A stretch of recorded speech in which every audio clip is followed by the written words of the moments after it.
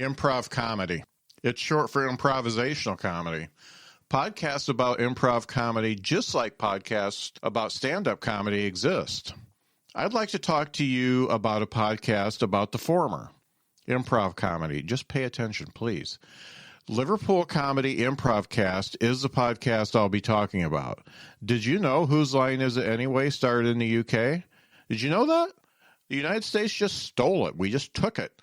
Okay, back to the Liverpool Comedy Improvcast. It's hosted by Ian Luke Jones, and he talks with improv artists about improv. He talks about how it helps them express themselves, how it helps them with public speaking, and also how it helps them with mental health issues. It's really a great show, and Ian does a fantastic job as an interviewer by asking great questions and getting great content and stories from his guests. I try a British accent here, but that would just embarrass us all. So what I'd like you to do is type in Liverpool Comedy Improvcast, and Improvcast is all one word, so that's Liverpool Comedy Improvcast, all one word, into your favorite podcast app and subscribe. I'll give you a minute. Okay, done?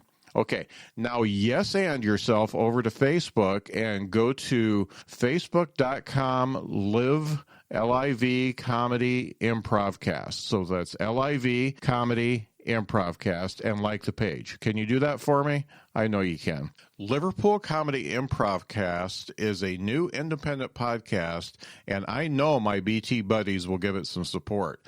That's Liverpool Comedy Improvcast, all one word, and let me tell you something, it's a good one. Hey, BTB buddies, I get excited when I find a new independent podcast. I don't know how I'm going to have time to listen to all these podcasts, but I'm going to. Independent podcasts are where it's at. I just found a good one. The Law Offices of Quibble, Squabble, and Bicker. That's right. The law offices of Quibble, Squabble, and Bicker is Matt, Greg, and Brendan.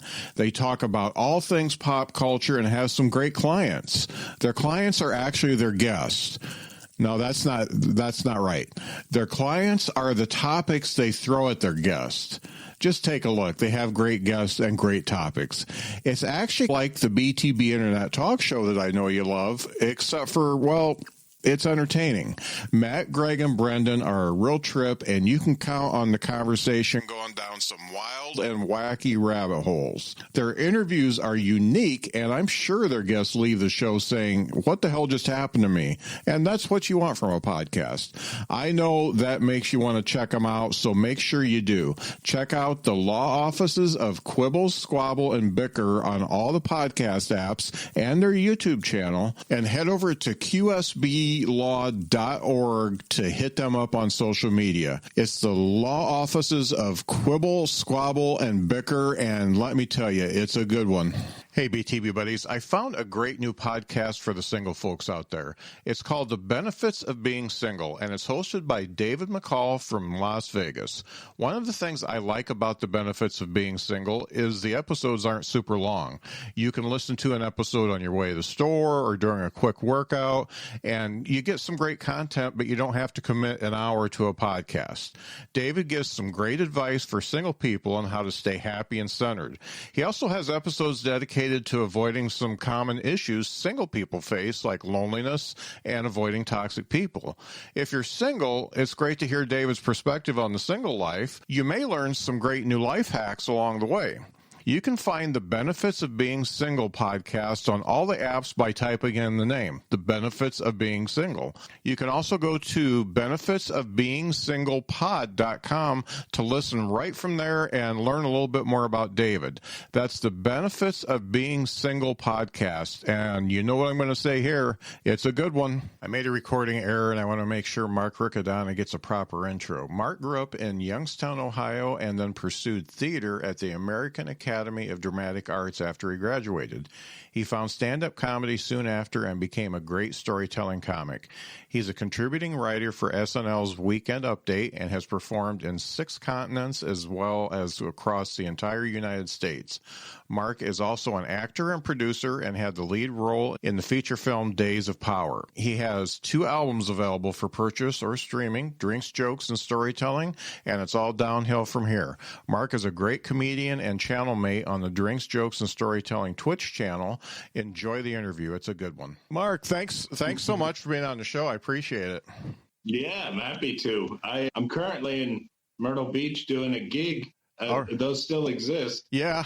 And it looks like they're starting to come back. So let's everybody get vaccinated and everybody be safe. Please don't take the fucking mask off yet, because it's not time. Indiana's just gone nuts. Yeah. I went to buy some paint yesterday and nobody had a mask on, and it was just ridiculous. They're locking down Canada. They're locking down France. It looks like a bunch of other places are going to get it. In the United States is the arrogant teenager that's, it's not going to happen to me. Yeah, we're going to be fine. We're going to have some spikes. Yeah. I don't want that tracking chip. I actually get my second dose on tomorrow. I get my second dose tomorrow, so I'm pretty stoked. Yeah. Aren't you excited? Like, Bill Gates is going to find out what you're up to? Yeah. You finally get him to listen to your podcast. Yeah, Bill Gates wants to know what makes comedians tick. I know that. That's the only thing he doesn't know. So, yeah, I think that's going to... that's actually why he did this whole thing. Yeah. He faked this whole pandemic just so he could get... Yeah, no doubt. Getting back to why I have you here, I'm excited to talk to you because your career has taken you so many different places, but I wanted to go to the beginning first, because when I read your bio, I just thought it was hilarious that you were an artsy jock from the art capital of Youngstown, Ohio. I've been to Youngstown quite a few times, and it's more industrial. It's like a Gary, Indiana. I'd say it's pretty close to Gary. Oh, yeah. It's very interesting because when you're in New York and you see somebody that's a little shifty, you go, is that a hipster or a homeless guy? Yeah. In Youngstown, it's a homeless guy. Yeah. Every time. And so growing up there, because obviously it is a sports town, it's definitely a football town, but it's not necessarily an arts town. What was it? What part of the artistic experience drew you into being an artsy kid? It's weird. I was good at sports. But I loved art. I was a painter. I did photography.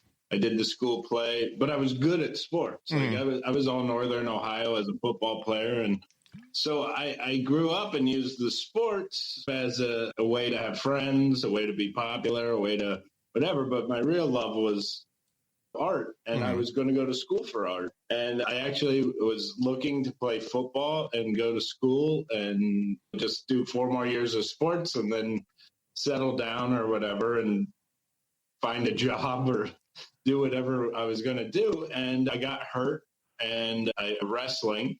I tore my rotator cuff and ripped my AC joint. So it was like, I guess I got to find something else. And for all as much as I bash my hometown, which I do quite a bit, which I think everybody should, I had really great teachers. I had really great coaches. My football coaches were like, what are you going to do? And I was like, I have no idea. And they're like, you got to make a decision. You're graduating. And I just was like, I don't know, I'll try acting. And they're all like, okay, we got to find good acting schools for you. We got to figure out how you pursue that. And we had the guy who did our theater at our school.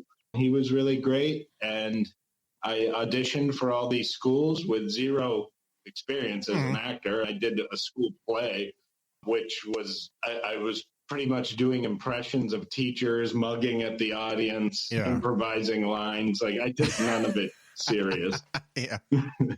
And I got in the most difficult school to get in and didn't get into any of the other ones. Oh, wow. So I got at the American Academy of Dramatic Arts. They accepted me.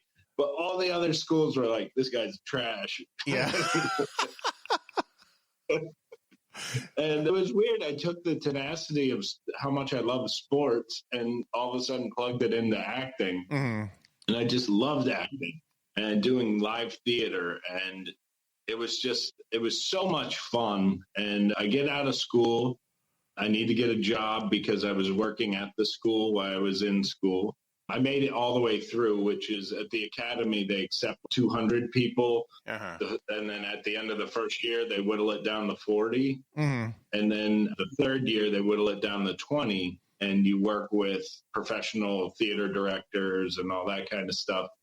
And I needed work, and I decided to work at a comedy club because I always loved stand-up comedy. But that to me was like, oh yeah, I want to be an astronaut. Oh yeah, I want to be a comedian. Like, how the hell do you do that? I don't know how to do either. I started working at the comedy club and really fell in love with watching how they came in every night, these great comedians, and would work on the same bits, but there would be a little change. There would be a little different, and then they'd change a word, and then all of a sudden it really would work. And then you saw them having a finished bit. Like, I'll never forget, I think it was the Academy Awards. Chris Rock hosted for the Emmys. Yeah. And I'll never forget, he came in one night, and he had a crew with him, his writers. It was like Nick DiPaolo, Patton Oswalt, Rich Voss, all these great comics. They all sat in the back of the room. He went on stage and he did an hour. He just spewed everything. And then he came back the next night, and that hour became 40 minutes. Then it became a half hour. And every night he would come down and he would shave off and tighten the stuff he was keeping and shave off the stuff he didn't need until he got it down to 5 minutes. And then it became 10 minutes again. And then it became 7 minutes. And then by the time that it aired, I knew all the jokes. I was like, oh, my God, he's going to do this next. And I watched the process. And I just fell in love with it. I was like, this is so awesome. And I started writing on my own, and I started working on it on my own and not letting anyone know I wanted to do it. And then I faked being coaxed into it. The city clubs had this thing where the MCs would bring up each comic. Each comic would do about 20 minutes. And then before the last comic goes up, the MC had to go up for 10 minutes while everybody paid their check. And it's the check spot now, but it didn't have a name back then. It was just when the MC ate his ass and nobody paid attention to him for 10 minutes. And then as soon as they started listening, okay, your last comic for the evening. Right. The MCs used to always complain about it. They hated that spot. So one night I was the door guy, seating people and doing that. And I go, you guys complain about it so much. I'll go up and do it. And if you're too afraid to do it. And they're like, you're not a comic. I go, I know, it doesn't matter. Nobody's paying attention. Just go up and do it. And then they were like, then, yeah, why don't you go up? And they thought I was going to back down. But secretly, I was hoping they were going to get me to go up. And I went on and I had a blast. I have no idea if it went well, but I had so much fun because the freedom of, I was an actor, and it was the freedom of doing the lines that I wrote. So I also got to write the script, and I got to do it. I didn't care if they were into it because I didn't think this was going to actually become anything. So I went up and had a really good time, and the guys were like, that was funny. Like, you had some structure there. Like, you should maybe get up once in a while. So then I started going up, and I think I set it up so if I failed, it didn't matter. Because they would all go, he's not even a comedian. He went up, that was ballsy. You can ride that for a while.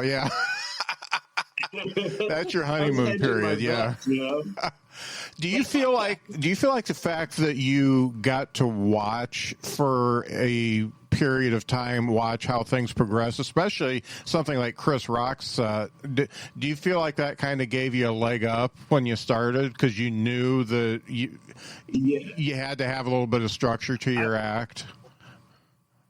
I really studied how they were doing it, and I logged thousands of hours of watching comedians, thousands of hours. This was pre 9/11, so there was like 3 shows a day. On a Tuesday doing 3 shows, and I get to watch all the comics.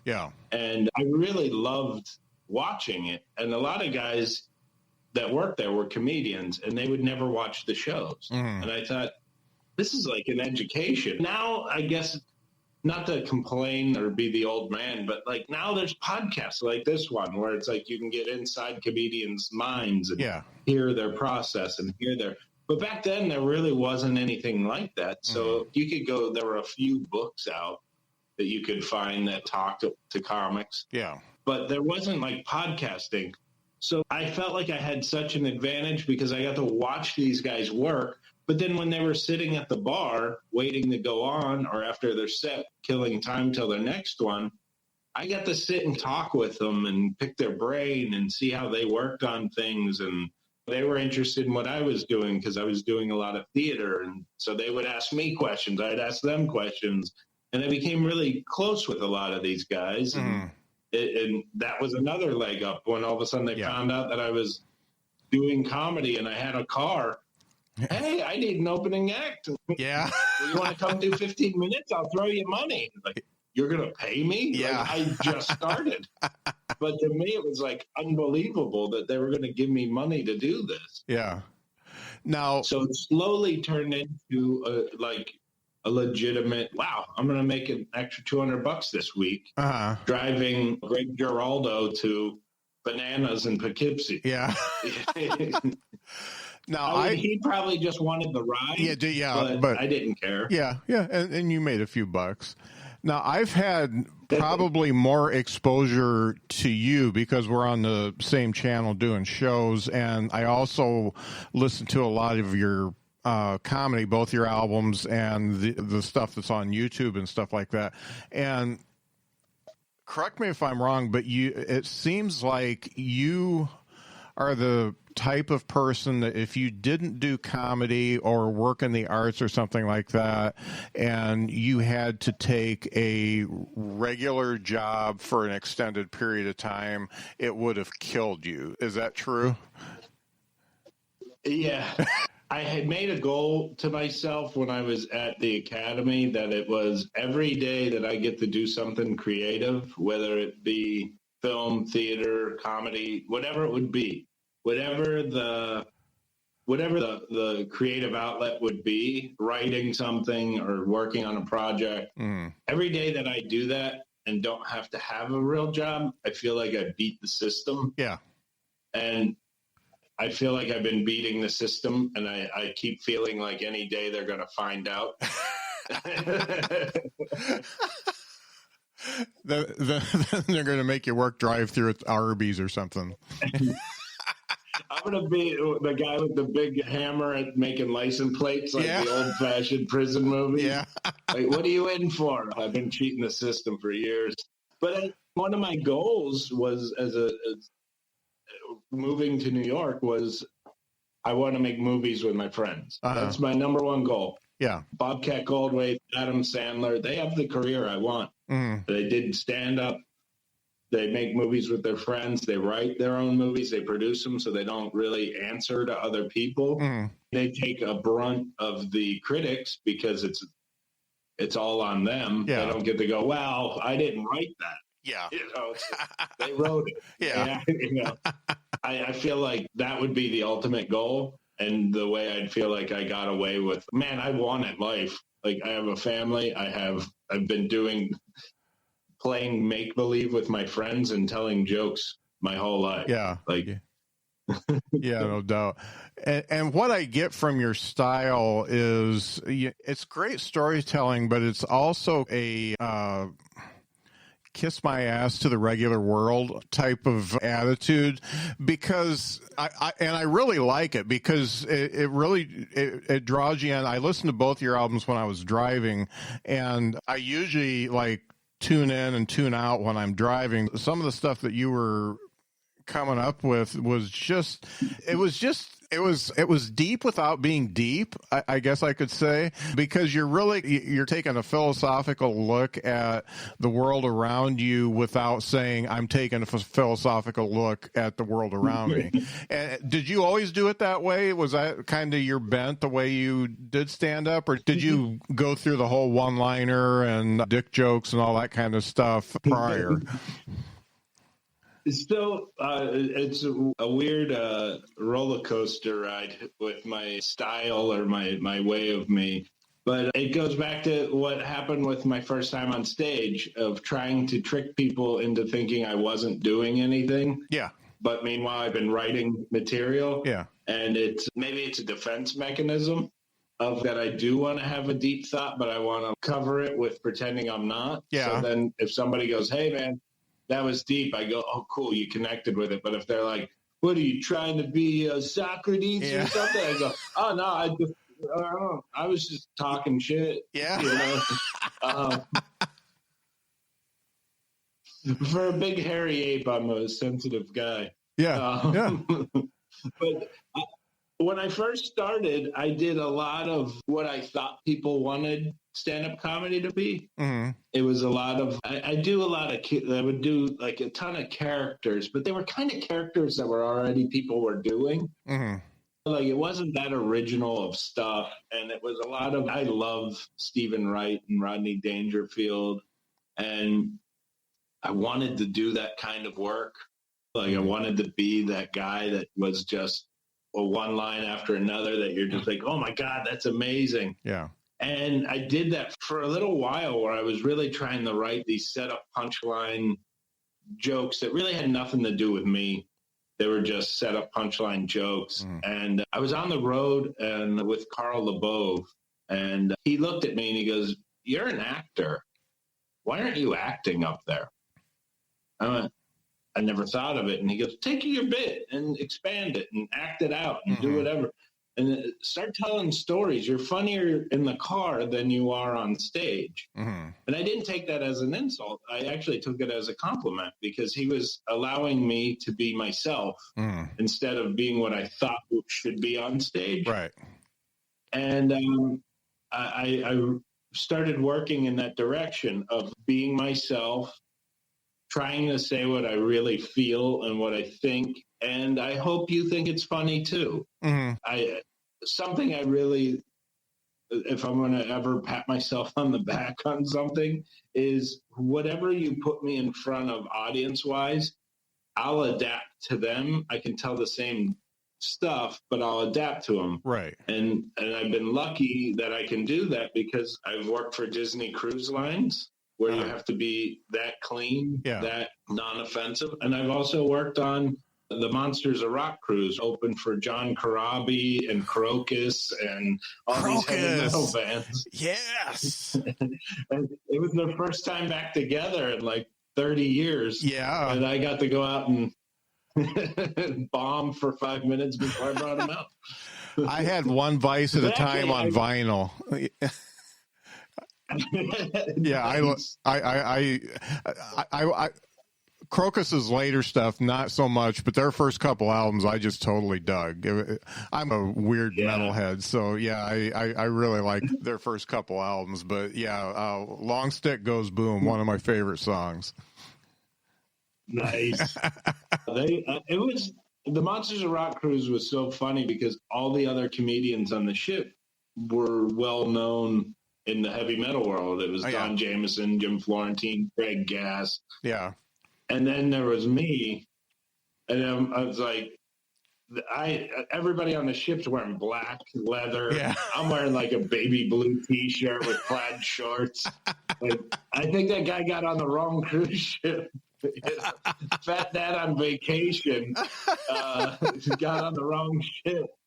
I had such a good time because I was so into it, and Don Jameson and Craig Gass knew I was. I love the music, and I got to be on a ship and perform with Night Ranger. I became friends with Tom Kiefer. I can't believe, and my brother's a singer in a metal band, so I'm like, my brother should be here. Yeah.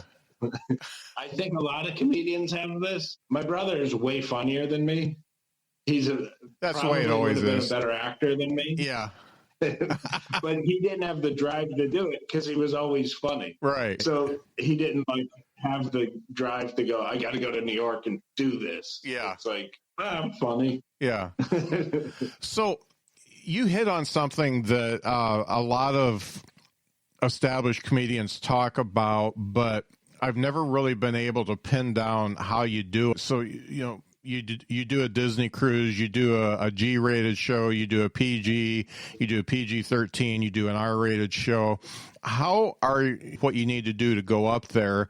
But Are you able to take the same material and use it like in all the shows, or some of it you can use in all the shows? How do you rewrite it and remake it into something that can be used anywhere? Ryan Stewart here of the Two Live Stews. I want to tell you about Herbal Erect, a male enhancement instant drink made with natural ingredients I now use. It is specially formulated to improve any intimate encounter and maximize your sexual potential. With my high blood pressure and having to schedule adult playtime with my wife, our relationship struggled. Now I take Herbal Erect. There have been no side effects, and happy wife, happy life. Remember, sex is supposed to be fun and enjoyable. For a free sample, visit herbal-erect.com. That's herbal-erect.com. Also available on amazon.com. That's a crazy answer to this would be my first thing is the philosophy of knowing your audience. So if you take a street joke in your head and pretend you're going to tell it to your grandmother at dinner, you're going to tell that joke. But now pretend you're at a bar and you're with your best friend from high school who has a sick sense of humor, and you're going to tell that same joke. You're going to flower the wording. When you're with him, you're going to darken it. You're going to make it. So the punchline and the joke are still the same, but how you paint the picture is going to be very different from telling it to your grandmother to telling it to your friend. And that's step one, is realizing, looking at the crowd and going, okay, there needs to be a lot of foreplay. There needs to be a lot of cute, beautiful things to get to the wow, that punchline was great. Yeah. But then you look at this audience and you don't need foreplay. You can just force it, go for it, and be brutal about it. But you're doing the same joke. But you're painting the picture differently. Yeah. Do you ever slip and forget which audience you're talking to? Yeah, I think we're all guilty of this unless you're somebody who doesn't swear normally. I've had the occasional slips. Yeah. I've caught myself and the audience laughed before I got it out. Yeah. Like, this stupid person, Yeah. And then it gets a giggle because they're like, ooh, you almost went there. Yeah, yeah. And I think even once on the Disney cruise, I almost slipped and I caught it and used like a really stupid word but the intent was still there. Yeah. And the audience got a big laugh out of it. And thank God the cruise director was, was that on purpose? Or, because if it was on purpose, don't do it next show. But I thought it was funny. If it was an accident, good job covering. Yeah. And she never asked for me to give the answer. But it was definitely a slip. Yeah. I was this close to getting fired because I was too caught up in the moment of the joke. Yeah. Yeah. And it's hard. It's also a matter of... Go ahead. Oh, you go ahead. I'm sorry. It's hard. You son of a bitch. It's hard. No, I'm kidding. Yeah. It's really hard to circumvent your normal way of speaking because I swear a lot too. And I'm 100% clean on stage. I don't even have an R-rated act. But I still want to say this fucking happened to me or whatever. Through practice, I get those words out and I don't do it. But it's really hard because if you curse every third word in normal speech, it's really hard to take that out. But it's also part of joke writing too, because you need to take out the words that you don't need. So, that's part of it too. And also doing the different shows it's a matter of just writing a lot and just having the material that when you walk up and you see it's an older crowd going, oh, okay, what material would resonate better with an older crowd? Yeah. And then if you go up and it's a bunch of college kids, what material that I have will resonate? Like, I'm not going to do the childbirth bits about my kids being born to college kids. So that's a half hour itself, just the two kids being born. So I have to have another half hour to plug in if that's not going to work. Yeah. And I'm not one of these guys. There's a lot of guys, and I don't know if they're for real or if they just say it to sound cool. And they're like, yeah, I write an hour every morning. I wake up and write an hour. I could never do that. Yeah. Oh, my God, that's homework. Unless it's like a project or, hey, we need 20 pages of a script. Okay, I'll get up and I'm going to just sit and work on it. Yeah. But otherwise, it's like when inspiration hits, you jump on it. And if you're bored, you can tweak things that maybe you have and I have a lot of jokes written. I mean, I should see if I can show you right now. I'm working on it. Because I have a book of jokes that don't really belong anywhere.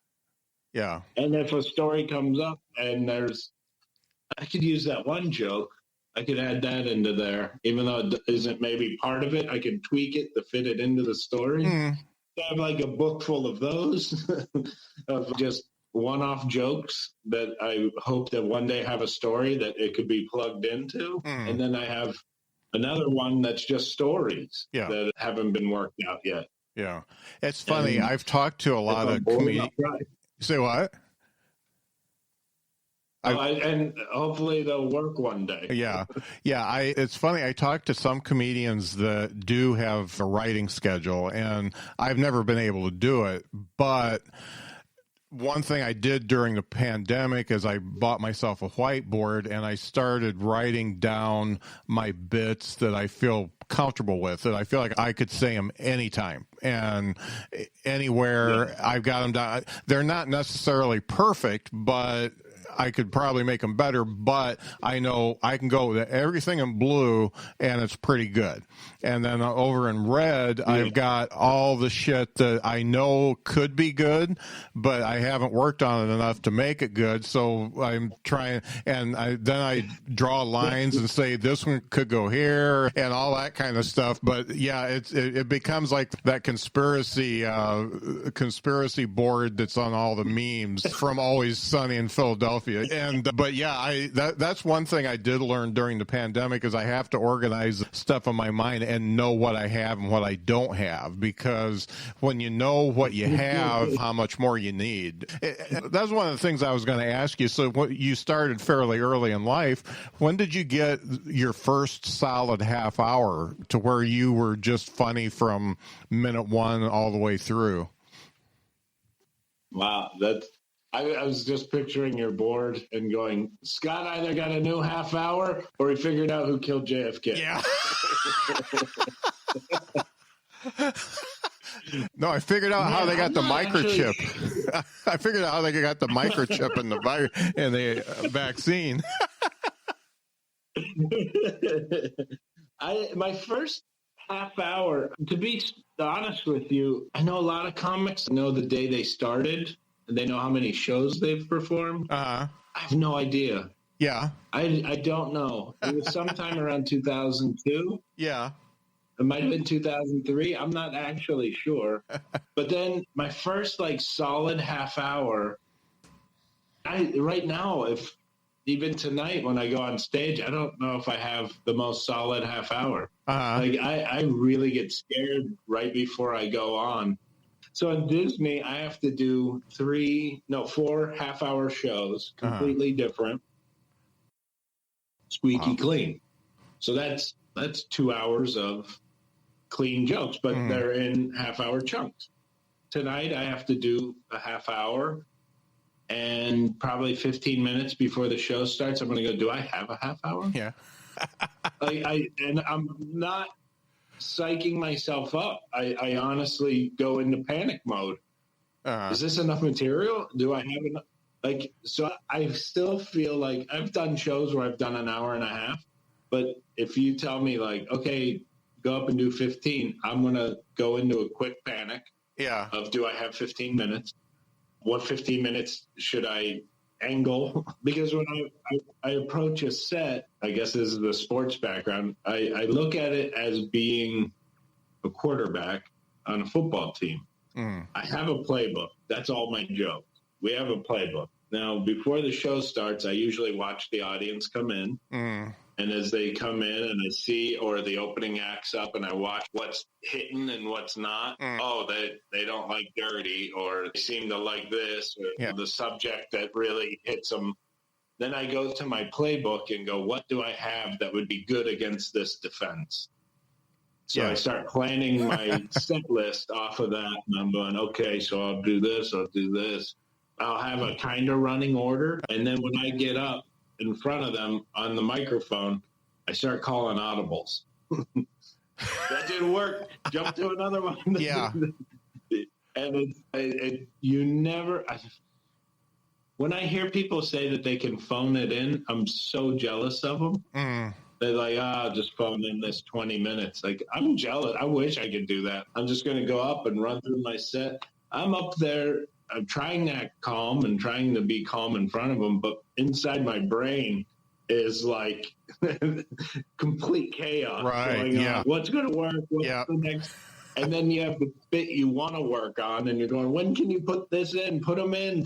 Yeah. But then your professional brain goes, don't put them in yet. They're not ready. Yeah. There's like a whole war going on in my head, but I'm on stage. Hey, what's up, guys? Yeah. I'm cool. Are you? Yeah. I'm a lot like you. I'm a lot like you in that. I do have a little bit of a panic. And the funny thing is, whether it's 15 minutes or 30 minutes or whatever, in order for it to work everywhere, you almost have to have an hour of material that you can sub in for the stuff that's not working, and especially in your style, because your style is very storytelling and everything connects to each other. And if you get a big disconnect and you've got a whole bit about childbirth, and all of a sudden you got to go into growing up in Youngstown, that's a big leap based on your style. So you really have to have certain stuff that you can put in for each piece of subject matter. There's a big panic button. Because if I have to abandon, if I go in thinking I'm doing both children's births and when I tried to quit doing comedy, that's a half hour. Yeah. And if I go into it and get sidetracked, have to deal with something like a heckler or whatever, or it's not hitting, and I hit the eject button, that's a half hour that just got released. Yeah. I have to fill it back in with stuff in that moment. Yeah. So it's, oh my God, what am I going to do? And then start filling in things. And then you start having really bad segues and you're catching yourself because you're trying to, I was talking about dogs, right? Like, yeah. I know I wasn't talking about dogs, but I'm trying to switch the subject. And there's complete chaos going on in my brain. If they plugged me into one of those systems where you can see the brain function, 22 hours of the day, it would be a dim bulb in the middle. And then the hour on stage, it would be like a fireworks show. Yeah. And like right now, if you said, do the bit of whatever, and you named a bit of mine, I wouldn't be able to just pull it up. But on stage, when the adrenaline's going and the fireworks is going off, I can recall jokes from like when I was 18 years old. Yeah. Yeah, that's weird. All of a sudden I'm doing a Dale Earnhardt joke.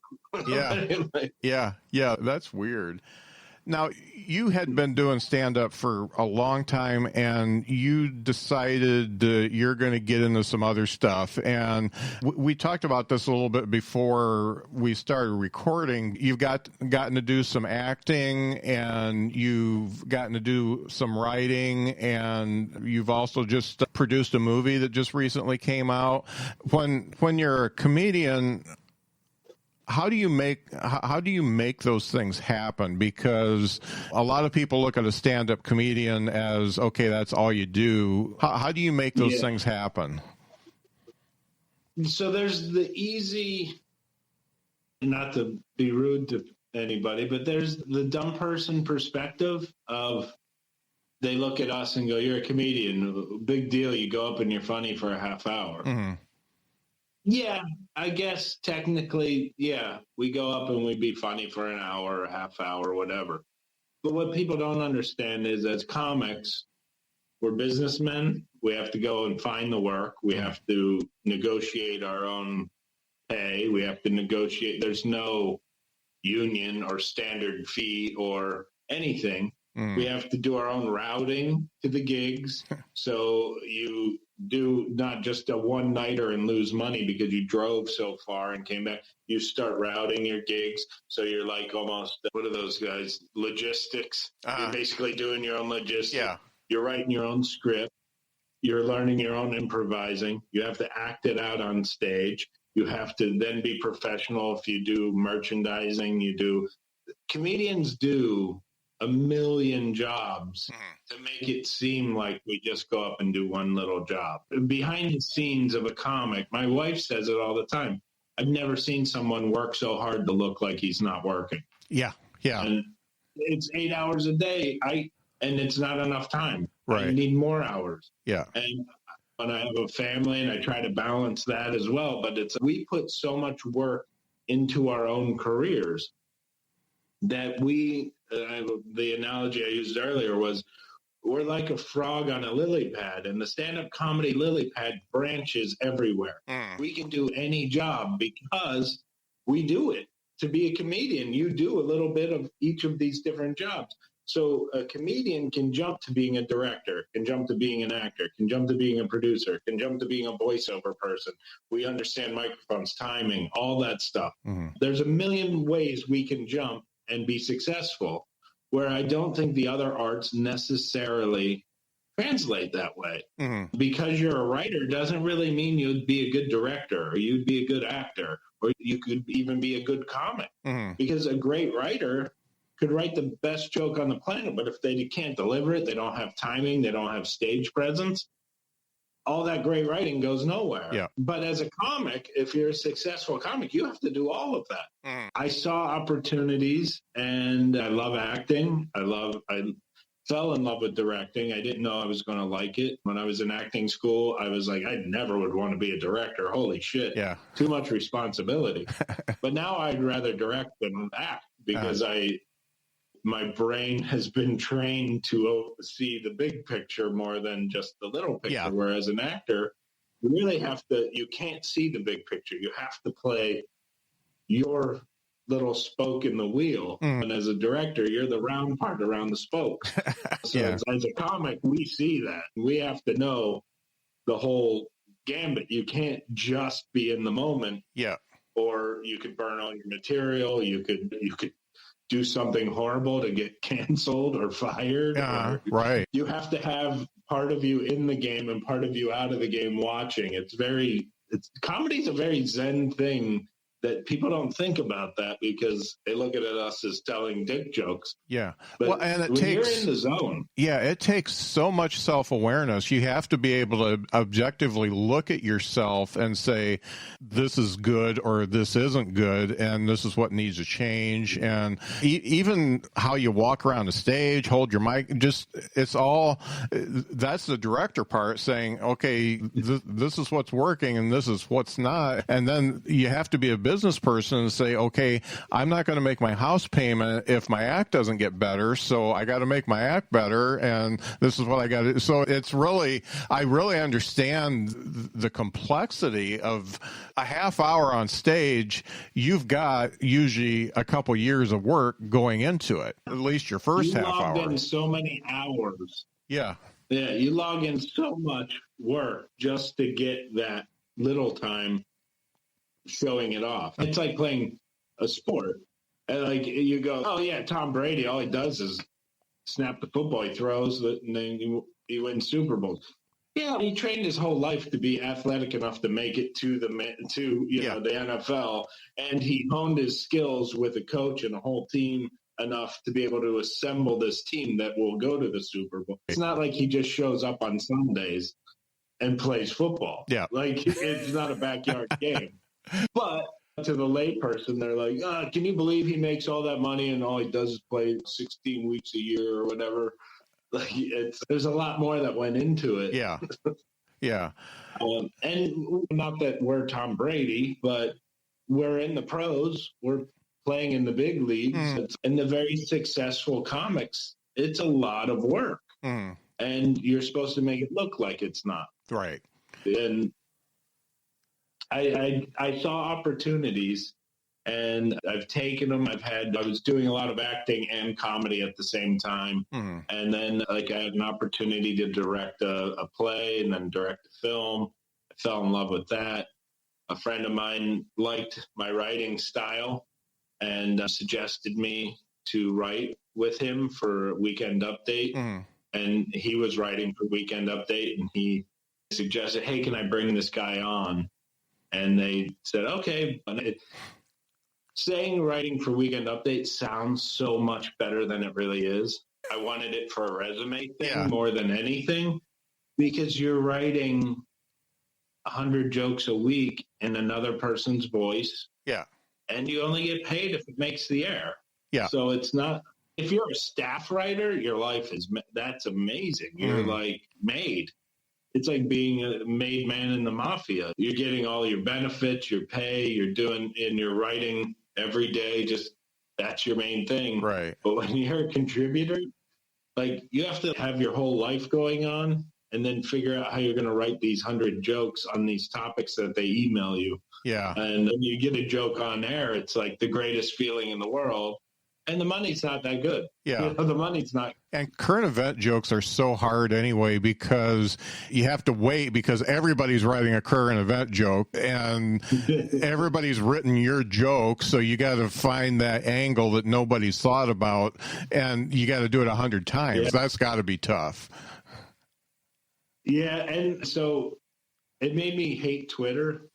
Yeah. Every time I thought I had a great joke and I would go to submit it and I would be scrolling through Twitter, I'm like, 5 people made the same joke. And they made it on Tuesday. Yeah. This isn't going to air till Saturday. There's no way this joke's going to. So I got to erase that joke. Yeah. Let's go to another one. Yeah. Yeah. So current events are tough. Yeah. And jokes in general are tough. It's soul crushing. Yeah. I wrote a whole bit before I even looked for it about how my mom thought that Vicks could fix everything. Vicks was the cure-all for everything, a broken leg. And so I looked it up. I looked just Vicks joke, and there's this guy telling my joke. It's 7 years ago. And so there goes that. I'm either going to have to do a new take on it or just not do it. Complete honesty with you on this is, I don't know about you, but during this pandemic, I've had a fog. There's a brain fog. Yeah. I don't feel like I'm myself. Yeah. I don't feel sharp. I feel like it's taken a toll on me mentally. And I started writing bits and stuff in my act and, doing it on the streaming shows, doing it on, Zoom, corporate Zoom stuff. And now I'm starting to go back out and I'm doing a bit. And I think I did it last night. I was talking to online, not at the live show. And I go, I got this new bit that I just wrote and I think it's great. And I started telling the bit. And as I started telling, I realized I've heard this isn't my bit. I've heard it. I just was writing and went, yeah, this is funny. Yeah. And I wrote it down. It's somebody else's bit. And I think I knew whose it was, so I stopped myself and go, that bit's somebody else's. But it's happening to me all the time right now. Yeah.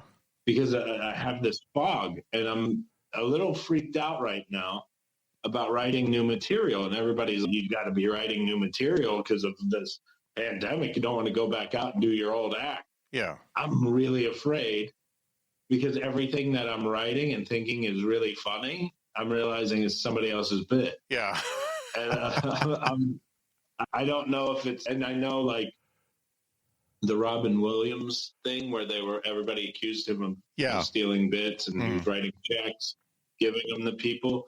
And I just read his book, Robin, and I'm really good friends with Rick Overton. And we talked a little bit about that time period.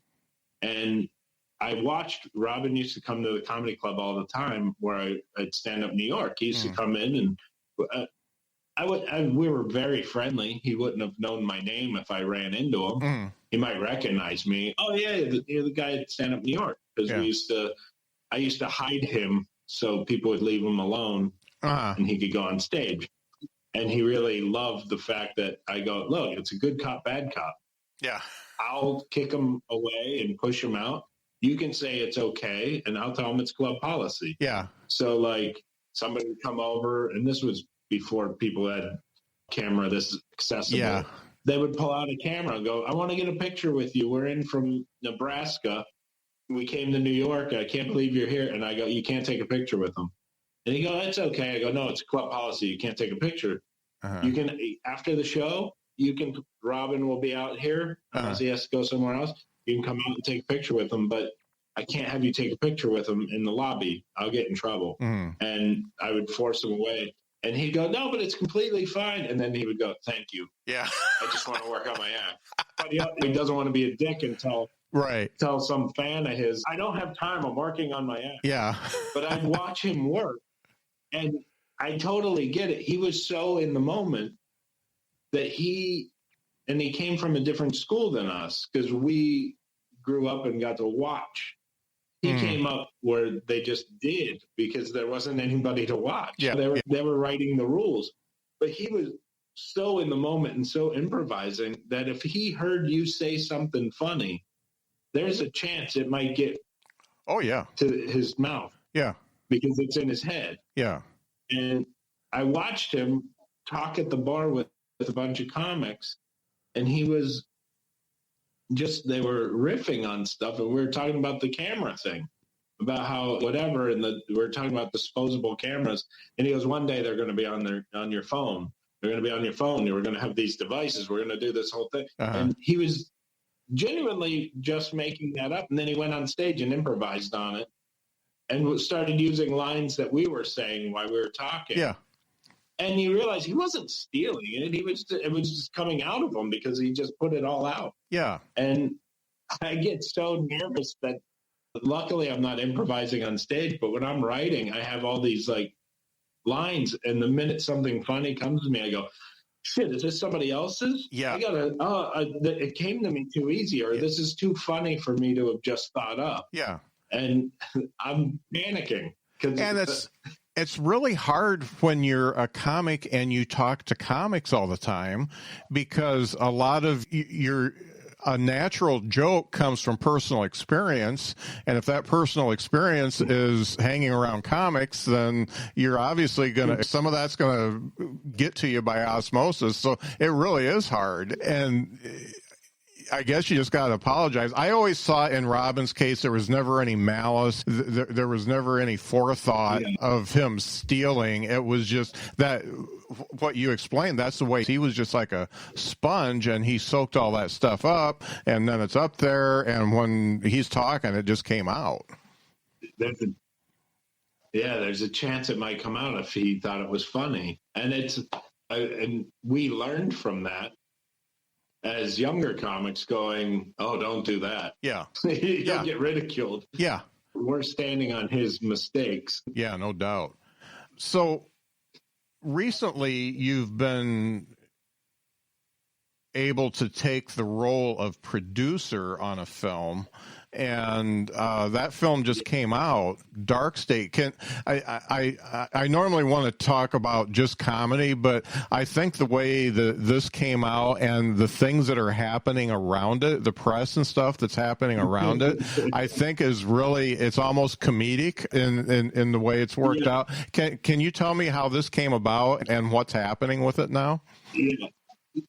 So I started a production company with a business partner of mine, Michelle Gray, and she's amazing. And we started this because I would get hired to write scripts for people, ghostwrite. I would get hired to direct stuff for people. We'd get hired, just odds and ends stuff. And we really started this production company to do our own work. If I wrote something or she wrote something or we worked on something, we would do, but we started getting hired to do other people's stuff. And it's not really our forte, but check's a check. And we rejected stuff that there was good money to be made, but we went, oh, I don't think or this person's going to be hard to work with. And we met this really nice lady I met through connections.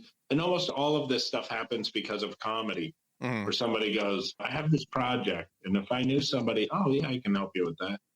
And it was called Dark State. She wrote it, I don't know, 5 years ago, 4 years ago. She wrote it a while ago. And it's all about what you'd think, the Dark State. It's this group of people who run and make the decisions. And it was a lot of fun, and we shot it. And as producers, we got it out there, and it went way farther than we hoped. It was like AMC theaters and Atlas distribution were like, we're going to put it in the theater. During this pandemic, there's several theaters that are still open, but we'll get you theater distribution. We're making history. It's crazy. And we put it out there. And I find it very funny that the reviews that we're getting, the ones that we get slammed in, are people talking about the real world. Yeah. The review is them bitching about the real world. And this is a movie, not a documentary, right? Like,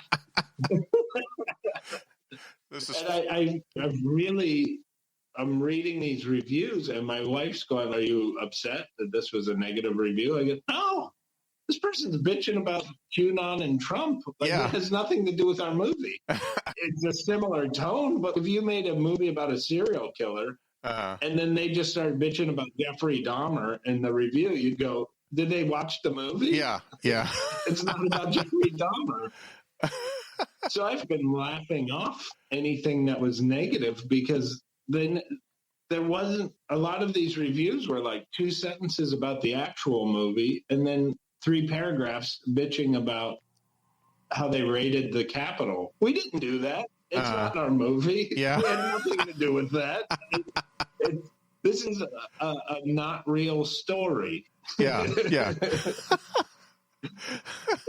If we did a movie about aliens and whatever, and then they bitched about NASA, you'd go, what are you talking about? It's a movie. But so I guess the comic in me is always trying to find the funny angle. So like any of the negativity, we had a lot of people who really enjoyed the movie and wrote some really nice stuff, and they got it, that's what this movie is. Yeah. And it's just, I think one reviewer said it's like a really long episode of Law and Order. And they said Law and Order is an amazing TV show, but independent films generally don't have the money to have action. There's not a car chase in it or a gunfight. Financially, no explosions. Yeah, and so it's a long Law and Order, and they got it what it was, and they enjoyed it for what it was, and those are the people we hope see it. Yeah, but we have a lot of reviews. I found the funny in it that it's like they're not even bitching about the movie. Yeah, they're bitching about their real lives. Yeah, and it's. That has to give you some material. It's still in theater. Yeah. Is that like in distribution for on demand or anything yet? Yes, in May. I believe it's May 8th. Okay. I'll be talking the Drinks, Jokes, and Storytelling. I'll probably be talking to it to no end. Yeah. When it's official, we have a deal.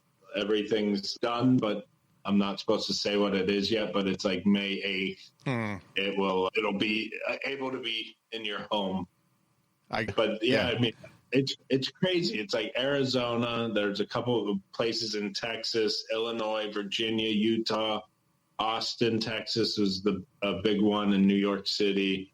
And we actually sold out the opening weekend in New York City at AMC Empire, which is the huge theaters in Times Square. It's the huge movie theater. It's socially distanced and all that kind of stuff, but they had to add shows, and it's such a cool feeling that it's in the before times, before it was a gigantic pandemic going on or whatever, and you said you sold out in 3 cities, you sold out your film. That would be like explosion. They're at less capacity, but it's still a taste of happiness. Yeah, no doubt. I think it's dopamine. Yeah, that's great. You know, one of the things I have admired about you, even though we haven't met, I've watched you so many times on the Drinks, Jokes, and Storytelling channel, which is a name of your album and also the name of your podcast and the name of the channel. But I've watched you, and you have such an appreciation for other people, no matter what their art is. They could be a musician, they could be a playwright, they could be an actor, anything. You have such a appreciation for it. I like to watch you because even on your own show, you don't talk very much. You ask the questions and you let them, and I like that because you remind me of me, because you really want to learn stuff and you're really interested in what they have to say. And that's what makes you such a great host of a podcast or a show or something like that. And I think that is something that really makes for a good comedian, is to be a really good listener, because that's how you find the funny and stuff. Yeah, I really get inspired by, even if it's something I don't know or that I don't, like Justin, who's on our channel with us. The guy sings opera music. Yeah.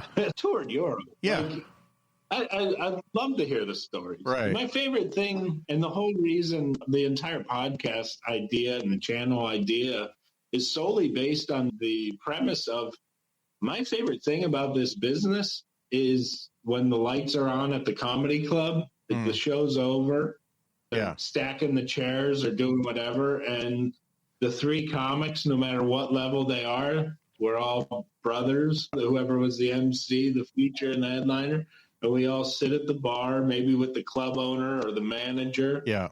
And you sit at the bar, you have a couple cocktails, you're feeling very loose. Yeah. And people start telling stories. Yeah. And I'm at the club in Myrtle Beach, and if you talk to Jeff and Christine, the owner, they've had everybody here. Yeah. Every comic has been to this club. So you name somebody, and they can tell you about when they were there and what happened. And I think the most underrated comic of all the legend comics is Richard Jeni. Yeah. I think he's the greatest comedian. Yeah. There's nobody who could take a subject and beat the dead horse till it was funny again, make it alive, then beat it again. He squeezed every joke out of whatever topic he did, and I absolutely loved it. And it's not a lot of people tell Richard Jeni stories. Yeah. You know, and it's too bad, because he is one of the greats, and more words came out of his mouth per minute than just about any other comedian. It was just, it was like turning on a faucet. So yeah. Yeah. And his stuff, there's a lot of great comics, and I'm not trashing anybody for what they do or anybody for who they were.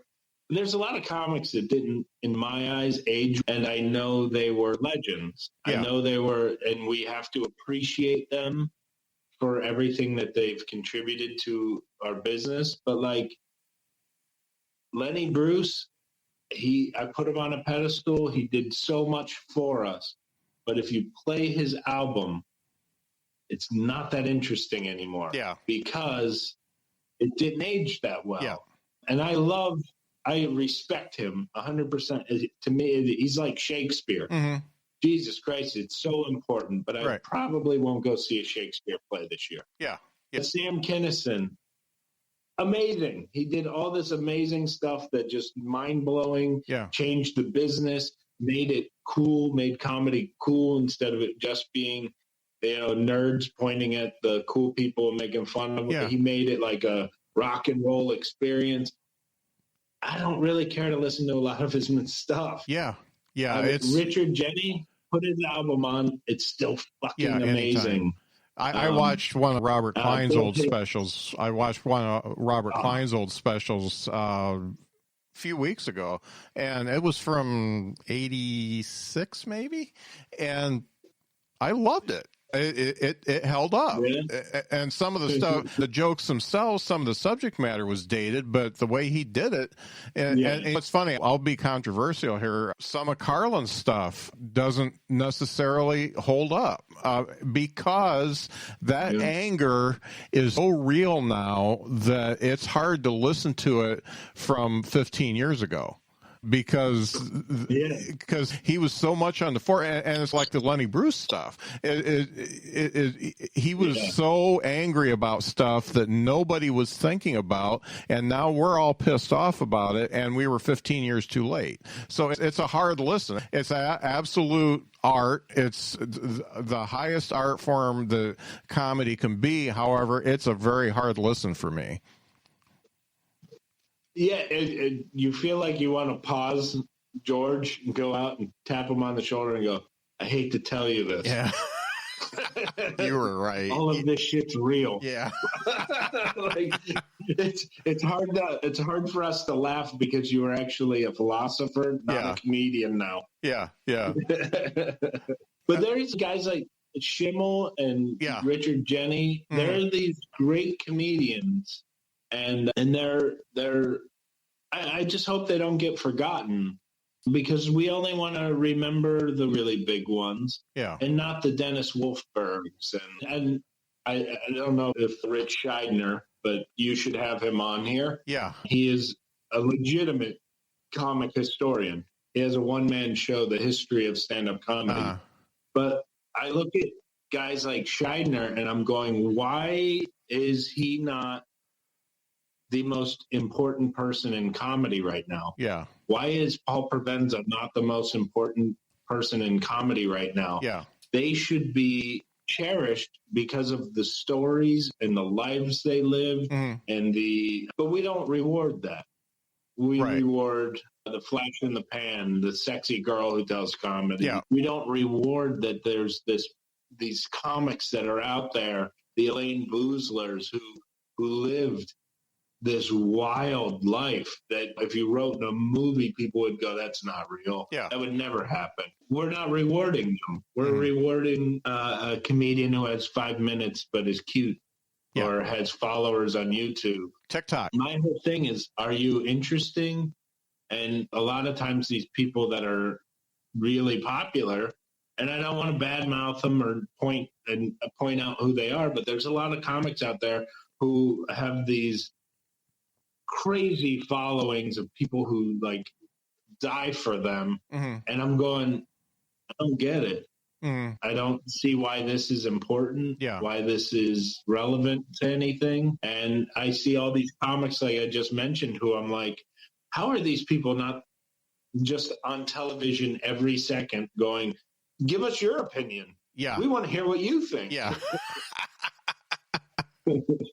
Yeah, and it's funny. Rick is actually on my list because, and I think we're Facebook friends anyway. And he's definitely on my list. It's funny. I'm working with a couple of publicists. I'll text them when we're off air. I'll text them. Yeah, I'm working with these publicists, and they're giving me people to talk to. But sometimes, I've got a few interviews in the can that I'm probably never going to release because they just weren't interesting. And I don't care how popular they are, or if it gives me a bigger audience or whatever. It just wasn't a good interview. Yeah, so I'm leaning away from the publicist, and I'm going to go my own route for a while, like I did to start. And that's one of the main things when Tom introduced us, and he said, watch this guy's stuff. And the first thing I went on was you doing Tom Dreesen. Yeah. Tom's my guy. He's another one. If you read the book, I'm Dying Up Here, him and Elaine Boozler are the two most important people in comedy. Yeah. And what are they right now? A footnote and a book. They should be Tom Dreesen, Scheidner, Boozler.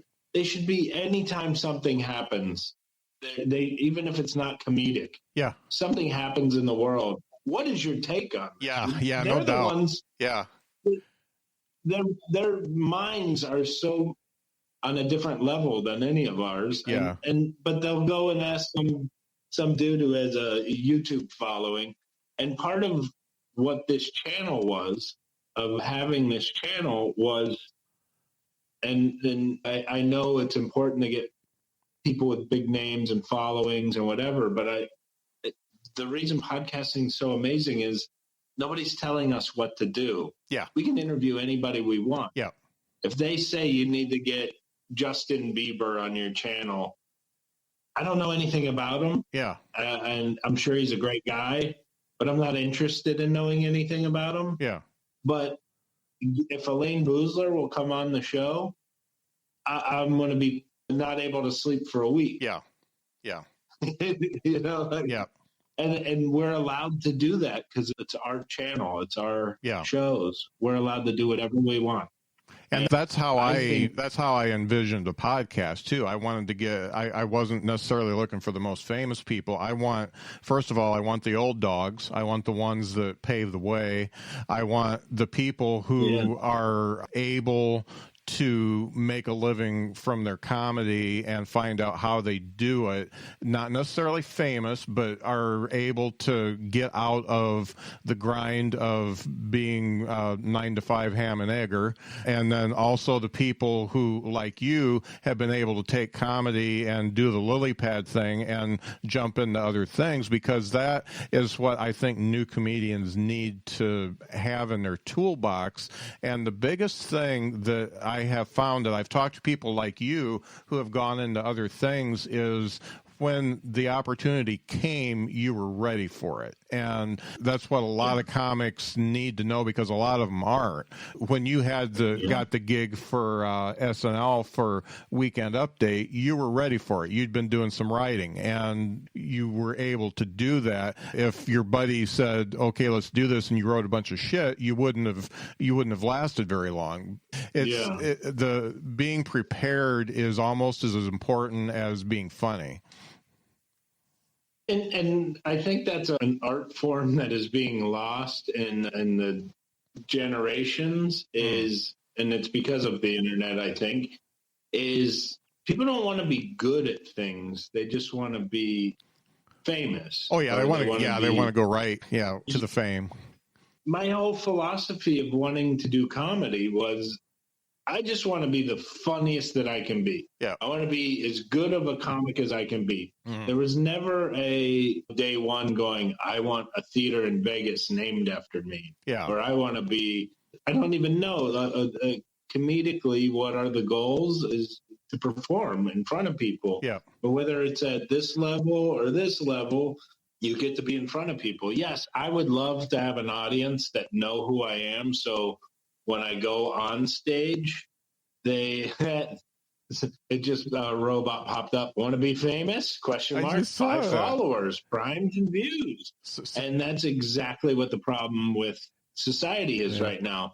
That they think that these views on the show, it matters. It doesn't matter in the long run. In the long run, it matters what you put out there. Yeah. Not how many people are on the clicks, right, and all that shit, because you can have 1 million views and fool me once. I'll go, oh my God, this person must be amazing. And then you go watch them and you go, Jesus, that was awful. Yeah. Yeah. And you might have never heard of this guy. You go and it's amazing. Yeah. And it's all about that. It's all about the putting out good work and trying to get better every time you can.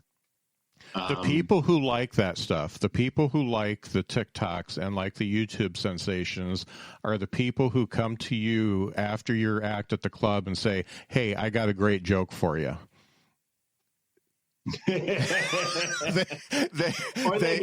think they know everything because they watch the YouTube video, and I've seen it. They're the very same people. They like that little clip, and they think that from that they can make you funnier by giving you a suggestion.